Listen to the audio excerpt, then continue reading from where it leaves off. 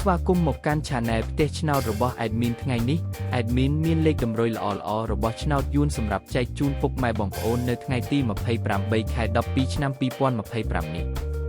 ដូចនេះ Admin មិនចង់ឲ្យចំណាយពេលវេលារបស់ពុកម៉ែបងប្អូនយូរតោះយើងមកតាមដានលេខតម្រុយរបស់យើងទាំងអស់គ្នា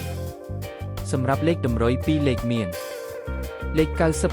98លេខ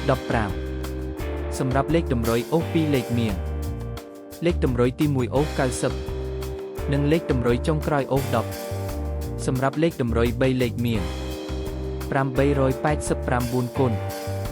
និង510គុណ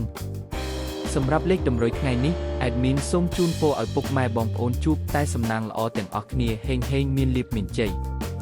ជាចុងក្រោយសូមកុំភ្លេចជួយចុច Subscribe និង Comment ហើយដាក់សញ្ញារូបកណ្ដឹងដើម្បីជួយផ្ដល់កម្លាំងចិត្តមកកាន់ Admin ជាពិសេសងាយស្រួលតាមដានវីដេអូថ្មីនិងលេខតម្រុយល្អៗជាប្រចាំថ្ងៃជាមួយ Admin សូមគោរពលាពុកម៉ែបងប្អូនពីខ្ញុំបាទ Admin ផ្ទះឆ្នោតសំណាងល្អទាំងអស់គ្នាសូមអរគុណ